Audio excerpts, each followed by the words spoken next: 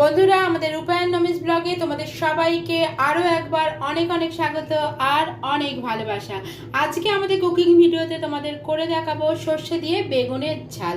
তাহলে যেহেতু সর্ষে দিয়ে বেগুনের ঝাল, তাহলে অবশ্যই তো লাগবে বেগুন,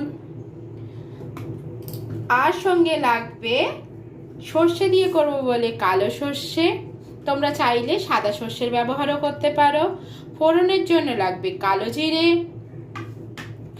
লাগবে কাঁচা লঙ্কা। এখানে নিজেদের ঝালের পরিমাণ অনুযায়ী তোমরা কাঁচা লঙ্কাটা বাড়িয়ে বা কমিয়ে ব্যবহার করতে পারো। লাগবে ধনেপাতা কুচি, আর লাগবে টমেটো কুচি, আর পরিমাণ মতো নুন মিষ্টি তো লাগবেই। তাহলে চলো প্রথমেই আমরা বেগুনগুলোকে ম্যারিনেট করে নেব হলুদ, নুন আর চিনি দিয়ে। বেগুনগুলোকে আমি এইভাবে কেটে নিয়েছি, তোমরা নিজেদের পছন্দ মতো সাইজ করে নিতে পারো। তাহলে চলো প্রথমেই দিয়ে দিই এর মধ্যে নুন, দিয়ে দেবো হলুদের গুঁড়ো, আর দেবো চিনি। যেহেতু বেগুনে একটা খাট থাকে, তার জন্য চিনি দিলে তাহলে খাটটা কেটে যায় আর বেগুনের স্বাদটা কিন্তু ভীষণই ভালো হয়। এবার এটা দিয়ে আমি ম্যারিনেট করে রাখবো 10 মিনিটের জন্য। আমার বেগুনগুলোকে 10 মিনিটের জন্য ম্যারিনেট করা হয়ে গেছে। এবার বেগুনগুলোকে ভেজে নেব, আর পুরো রান্নাটাই সর্ষের তেলে করব, তাই সর্ষের তেল কড়াই দিয়ে দিলাম। এবার তেলটা গরম হোক। তেলটা গরম হয়ে গেছে, এবার সব কটা বেগুনকেই আমি খুব ভালো করে ভেজে নেব।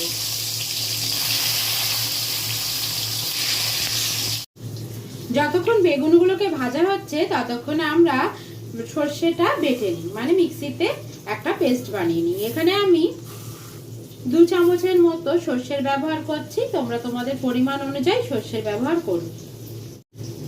সর্ষের সঙ্গে দিয়ে দেবো সামান্য নুন।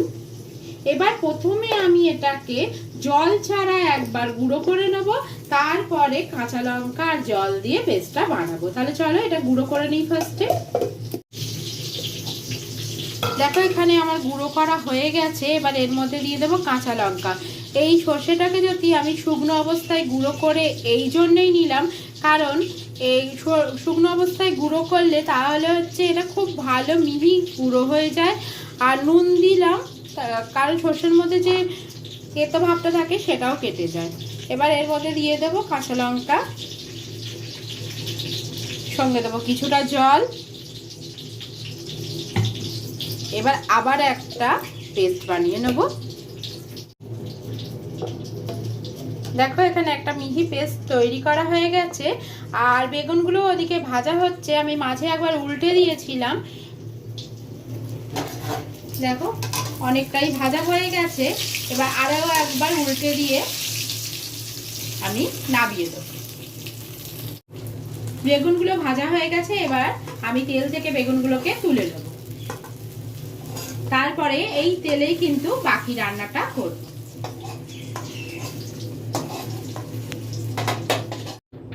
এই তেলেই আমি বাকি রান্নাটা যেহেতু করব, তাই তেলের মধ্যে দিয়ে দেব ফোড়নে কালো জিরে।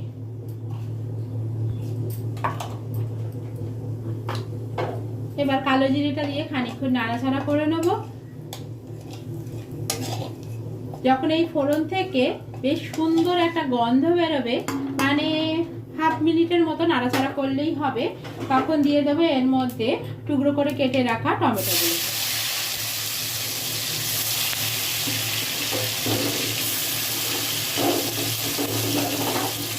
টমেটোগুলোকে ভালো করে ভেজে নেব, যাতে টমেটোর কাঁচা গন্ধটা কেটে যায়।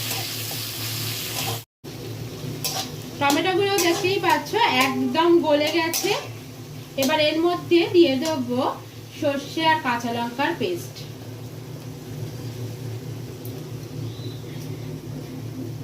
মিক্সি ধোয়া জলটাও দিয়ে দেবো এর মধ্যে।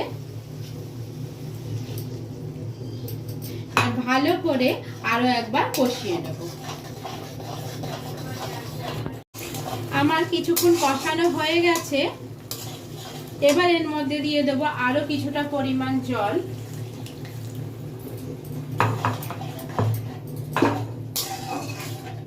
এবার দিয়ে দেবো পরিমাণ মতো নুন,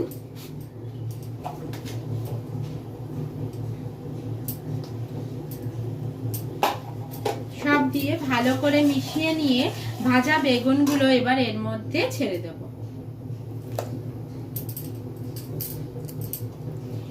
এই সর্ষেটা বাটার সময় তোমরা কি যদি চাও এর মধ্যে কিন্তু পোস্তের ব্যবহারও করতে পারো।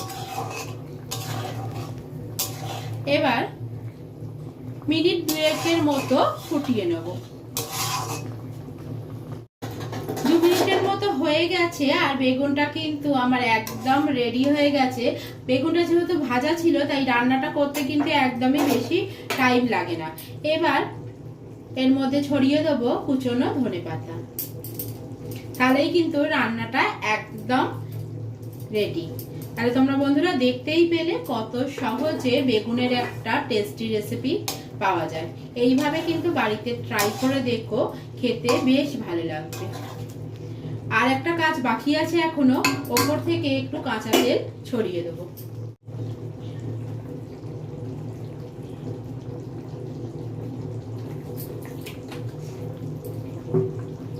এবার আরো হাফ মিনিটের মতো ফুটিয়ে নিলেই আমার রান্নাটা শেষ হয়ে যাবে।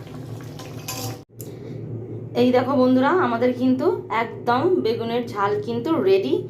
কিভাবে হলো তোমরা তো সেটা স্টেপ বাই স্টেপ দেখলে, তাহলে সেইভাবেই ঘরে একদম চটজলদি বানিয়ে নাও, নিয়ে আমাদেরকে জানাও কেমন তোমাদের লাগলো। ভালো লাগলে অবশ্যই লাইক কমেন্ট শেয়ার করে দেবে আর চ্যানেলটাকে সাবস্ক্রাইব করে দিয়ে আমাদের পাশে থাকবে। তাহলে দেখা হবে অন্য কোনো ভিডিওর সাথে।